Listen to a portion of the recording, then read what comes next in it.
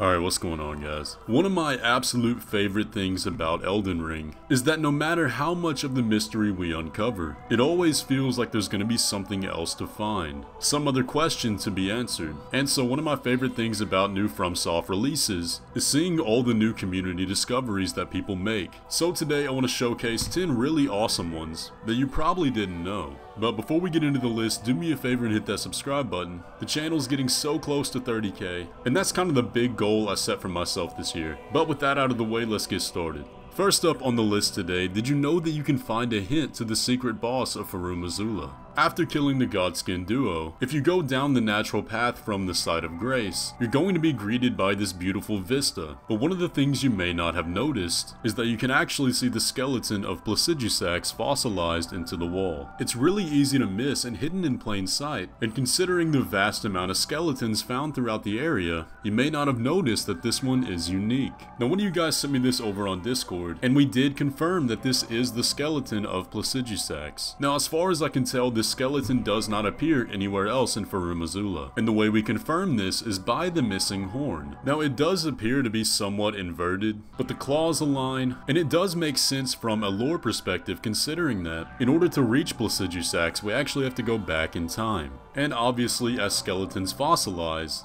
the bones do move around quite a bit. Now I did check and I couldn't find any other source reporting on this, so that is a really awesome find. Next up on the list is a really cool find about the lore. The trolls that we find around the map may be an enemy type that you don't pay a whole lot of mind to. As you progress throughout the game and unravel the story, you'll find that there's really not a whole lot to learn about these guys. But aside from being an interesting design choice, did you ever wonder why they appear to have their stomachs inverted? While there's no definite answer, it was recently discovered what the possibility could be, and I think it's really interesting. After reaching the mountaintops of the giants, you might have been surprised by the second phase change of the fire giant. But in case you didn't know, the huge eye that opens up on his stomach is the manifestation of the fell god, the god that commands the fire that they use. But if you dig into the lore, you can learn that the trolls are the descendants of the giants, and that they supposedly betrayed the flame. So instead of this just being an odd form of torture for the trolls, their stomachs are gouged out due to the fell god abandoning them. The Fallingstar beast is a boss that you probably didn't have a great time dealing with. It's tough, its hitboxes are crazy, and it hardly ever stops charging you down. But during the time you spent getting impaled by the horns, or tossed in the air with gravity magic, you may have noticed something. There's a face growing on the front,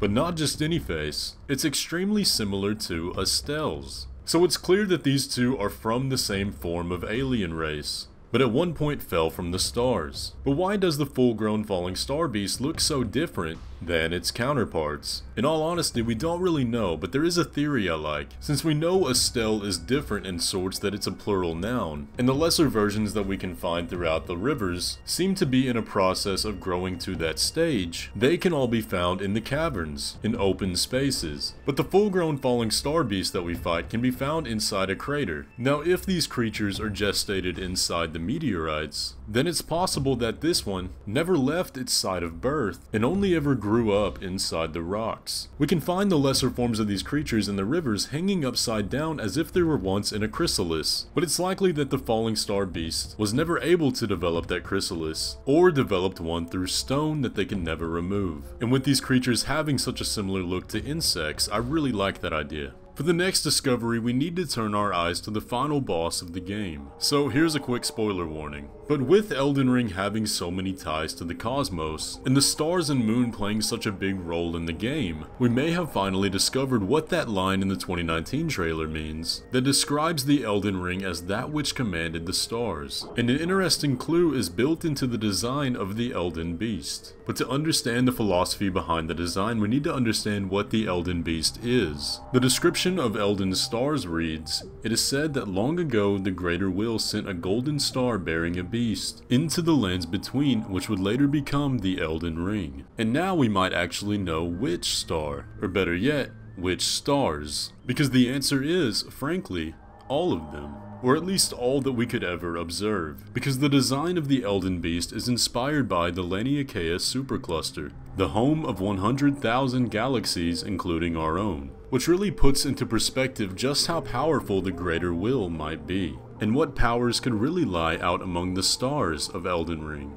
And speaking of things relating to the cosmos, did you know what the origin of Ranni's design is? While she may just be a soul inhabiting a doll based on her former master, being blue and having 4 arms is definitely unique even for the lands between. But it was discovered that the origin of her name is actually Hindi, quite literally the word for queen. But the name wasn't the only thing derived from there. Even her form appears to be based on the god Vishnu. Vishnu, as one of the most important gods of the Hindu religion, is described as the protector of the cosmic order, and is told to have gone on several strides across the universe, which, as you can imagine, fits the story of Ranni very well. But Vishnu is most known for being able to split their spirit into 10 avatars, and as we know, Ranni is a bodiless spirit able to inhabit dolls. So perhaps looking into this mythology may help us further understand some of the mysteries surrounding Ranni's character. For the next 2 discoveries, I want to shout out another channel here on YouTube. Sekiro Doobie has been going into the game files and finding all sorts of cut content, and I want to tell you about 2 of my favorites that they found. The first of which being a cut NPC named Guilbert. He appears to be a younger form of witch hunter Jaren, whose questline would eventually lead you to finding Master Hewg before reaching Roundtable Hold. He still has some voice lines in the game, and map locations, but his quest appears to have severe overlaps with Yura, so I'm not sure if he'll be a character we can expect him to patch into the game in the future. But something in this quest leads to one of my favorite findings that Sekiro Doobie has discovered, some cut dialogue from Godrick. And as you know, if you've been around on the channel for a while, we have covered Godrick's lore extensively here. So if you've seen those videos about Godrick, I wonder if you can spot the connections in this cut dialogue. So take a listen. One day we'll return together to our home, bathed in rays of gold. There is only one tree, and only its branches, that bathe in true rays of gold. Not the fool-omened king, nor the rank malformed twins. Oh, we are the golden ones, the true and rightful heirs. Our land's grown old now, ashen and cold. But look up, the Ur tree glows. One day we'll return together to our home, bathed in rays of gold. And grace will surely guide us safe to our home, bathed in rays of gold.